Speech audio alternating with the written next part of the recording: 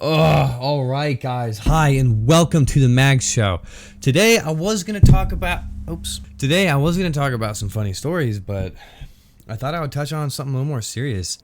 I'm gonna talk about alcoholism today, addictions. I'm gonna talk about losing weight, making gains, because we all know we want to go to 2022 looking good. I want to give you guys the tools and the advice to succeed in 2022 instead of fall short. Just want to let you guys know I'm no doctor, I'm no personal trainer, I'm just a guy who's been there, done that. I'm just going to share my story with you guys. Luckily for me, I quit alcohol, it was August of 2019. So that's right before COVID hit. And so a lot of people picked up alcohol and these other addictions, whatever it might be, from the isolation, which sucks, because it's like, I know a lot of people, and I made the same exact excuses they did. I hear the same thing every time. I hear, oh, it helps me sleep at night, it helps my anxiety, it helps this, it helps that, or whatever. And they're like, well, I switched from hard alcohol to wine or to beer or whatever. When I hear these things, I'm just like, that's, I've been there, I was a hard A guy, just hard alcohol, half-fifth a day, 5 years. I love the burn going down my throat. I liked the way it made me feel. I mean, I don't remember what that even feels like now. But it's just, and you think alcohol makes you more confident. It allows you to do stuff that you wouldn't do if you were sober. And that's why, a lot of people at bars and stuff, it's just they feel invincible, and that's just what alcohol does. And people love that feeling. And people don't know how to feel that way sober. But once you unlock that, alcohol ain't shit.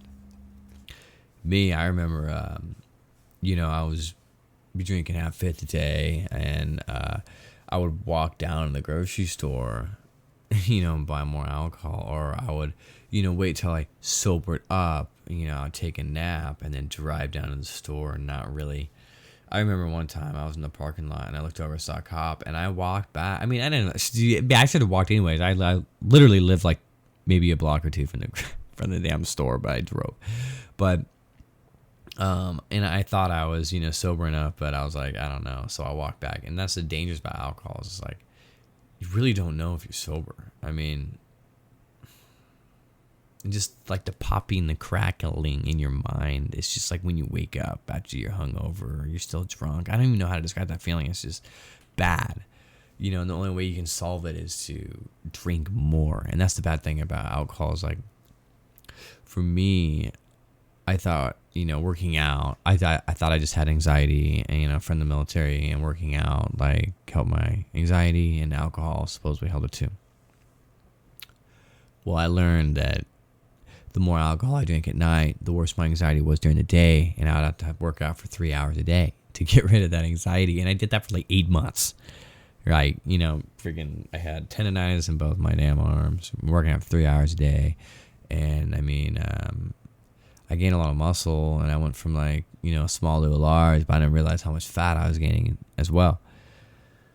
And I remember my triglycerides, I got them tested one time by the VA, and they were like 536 or something like that, which is through the roof. I mean, that's like really high.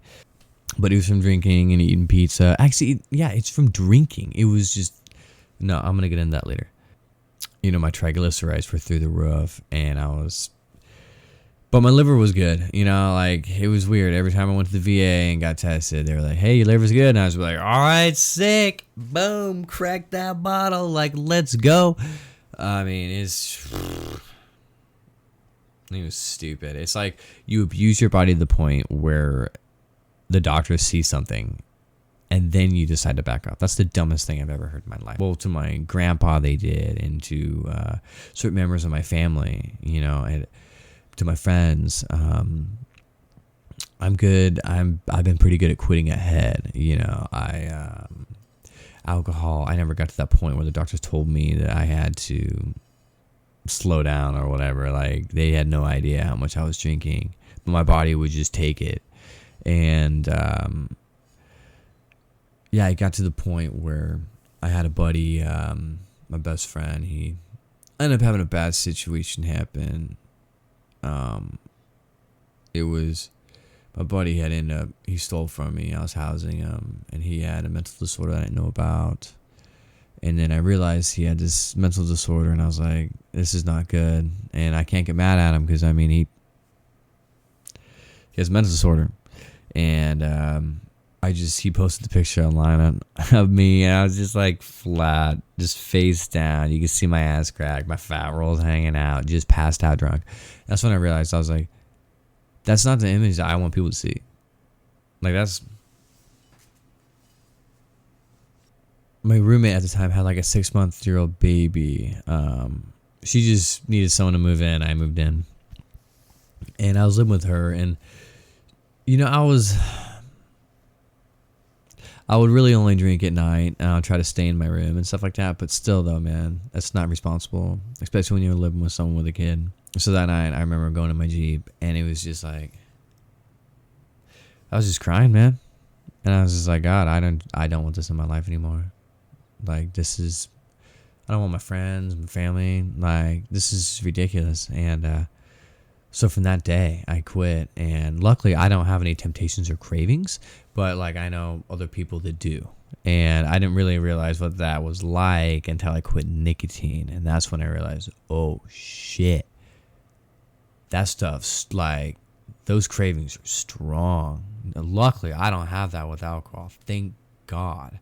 But like, it's just, whew, man, that nicotine, when you walk in that gas station, you're like, candy store. But with alcohol, it's just like I walk in the alcohol section, I'm just like, oh gosh, greeting. Like, it's just total opposite. It's just weird. But quitting, it sucked. There's certain stages. Okay, so I realized this with weed, nicotine, alcohol. When you're trying to quit something, there's certain peaks, right? And so let's say, your body's on a peak, and then when you start to mess with your mind, you start to get worried about it, starts affecting your body and stuff like that. And then the day you wake up, you're like, man, I don't know if I want to do this anymore. That's the day that you need to jump on it. That day. You can't do it the day after. It's not going to work. And so you have to wait for those variables. And as soon as that variable hits and you wake up that day and you're like, I don't want to do this anymore, get on it. Because that's the day that you're going to make that change. And then if you end up falling off the wagon, don't try to get on it right away. Just wait. Wait, and then boom, jump back on it. Yeah, I remember I was working full-time, Safe Flight Auto Glass, and I couldn't sleep for a damn week, man. Freaking, I was up for I was working 40 hours a week, and I didn't sleep a wink. I mean, it was just bad. Just hot sweats, cold sweats, mad, depressed. Just, it sucked. But when I made it through, it was like a whole new world. I mean, the feeling of waking up without a hangover blows your mind. Because when you're an alcoholic, you drink every night, you're used to waking up with some kind of hangover, some kind of residual hangover. If it's small or to really heavy, you're used to it. And so once you quit that, it's just like, boom, a whole new world opens up, man. And I'm telling you, it's freaking worth it. The grass is greener on the other side. It's amazing. The same thing with nicotine too. Nicotine, it took me a long time. I vaped. I was vaping like 240 milliliters like every 2 weeks. While dipping, I dipped for a long time. And then I was on Zen for about a year and a half. And then I was up to a can a day. Because, Zen's, man, he's like, I want to try all the damn flavors. And then you're like, okay, I pop one here. When I was flying, it was like, pop one right now. Pop two when I was flying. Pop one when I land. Boom, bam. Pop one when I get home from the drive.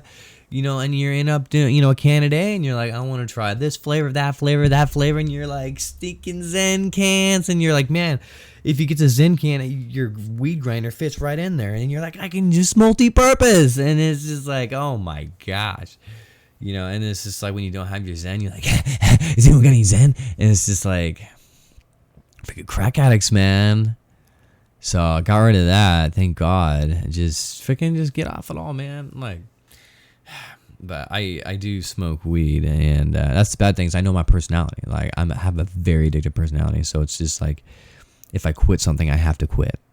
I can't just do it on the weekends. That just doesn't work. Like, you have to know your body. So like when my friends, they're like, hey man, for your anxiety or whatever, like you want to like microdose shrooms, and I'm just like, no, dude. If it makes me feel good, like I'm gonna want to abuse it. I'm going to abuse it. They're like, oh no, if you just microdose, isn't that? I'm like, no, but what if I don't? What if I accidentally don't microdose and I get high? I'm going to wind up in a gutter. And it's just people don't understand that. And you have to know you have to know your body. And people judge people for, being addicts, being alcoholics or smokers or dip. We're all the same. We're all human. We all have, I don't know if we all have addictive personalities, because I have addictive personality, but, we all do things, playing video games, if it's binge watching TV, if it's like nicotine, alcohol, whatever it is, we'll get addicted to something. And some things might be a little better than others, but the same thing is like working out. Get addicted to working out. If you do it too much, you can damage your body, and it's just everything within moderation. But if you can't handle it, don't do it. I hear this all the time with alcoholics. They're like, about the. I went from hard A, and then I went to wine, and then I went to beer. I did the same thing. You have a problem when you go to a store and you're trying to find the best deal. You're trying to find that rack of wine bottles, or that wine bottles or wine cans, because one can of that canned wine is half a bottle of wine. So you get 2 of those. That's 1 bottle of wine. You get 4 of those. Boom, you're sitting pretty. It's, and I used to remember buying bulk just so I could save money, because I bought so much alcohol. If you're buying bulk to save money in alcohol, you have a problem. Okay, just letting you know. But it's not like people,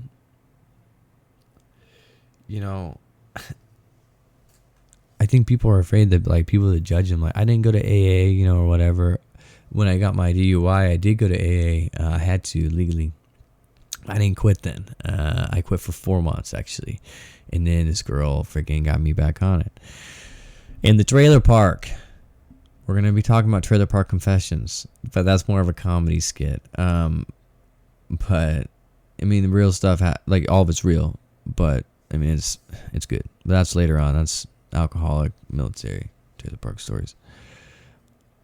People try to tempt me, they'll be like, hey, try this. And I was like, oh, I can't. And they're like, oh, well, I smoked your weed. I'm just like, no, you don't understand. There's a huge difference between these two, like between my personality and your personality. If I take a sip of that, that's the death of me. People don't understand. And, people try to get me to sniff it all the time. And I'm just like, I don't want to sniff it. If you have a friend that is a recovering alcoholic or is trying to quit or something like that, don't have alcohol laying around. My case is different. I'm very blessed. Okay. I can go to bars. Like my roommates make mead. All my roommates, my last roommate was an alcoholic.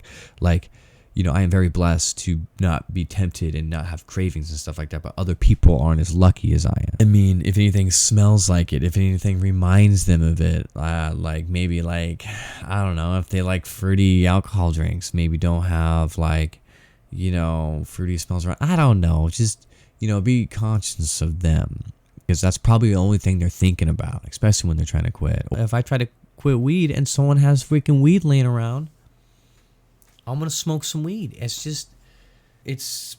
I'm I'm sure it's different but the same. But be mindful of that and encourage them. Say how proud of you are of them. Say, hey, freaking good job. That must be so hard, blah, blah, blah. Because, yeah, I mean, it's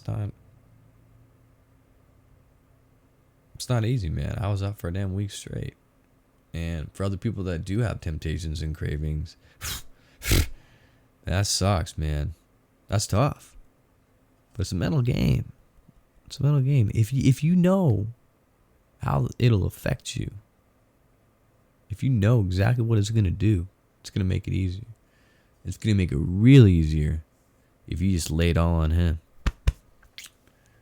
Like I did, man, you don't got to worry about nothing. But yeah, I encourage you guys, like, every day, it just takes one day to change something. And you just keep doing it every single day. Baby steps. One foot in front of the other. That's all it takes. It's just like working out. Well, let's stick on addictions for right now. But nicotine's the same way. For me, personality, I had to cut both of them off cold turkey, alcohol and nicotine, because I can't drag it out. I can't just lean off it. I have to cut it cold turkey. It's not just, I'm just going to have a little bit today and then tomorrow I'm going to lean it off. No, it's all right. Done. Now I'm going to suffer and suck it up. It's just, for some reason, that's just the way my personality works. Because if I have a little bit, I can have a lot. I'm glad I can talk about some addictions with you guys today. And I just want to let you guys all know that we're all human. And you shouldn't feel ashamed to have problems or issues, anxiety, depression, addictions, autism, Asperger's. You shouldn't feel ashamed to have any of these. Like, especially autism and Asperger's, man. You're freaking superhuman, like, straight up.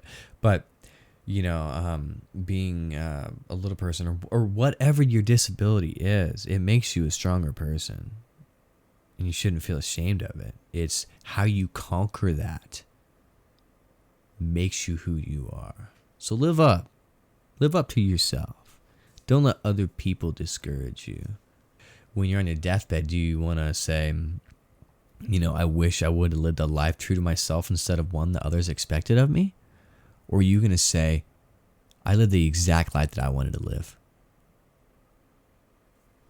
Cool beans. All right, guys. Hey, thanks for tuning in. As always, click that like and subscribe button if you like the content that I shared today. If you guys would like anything, please comment it down below.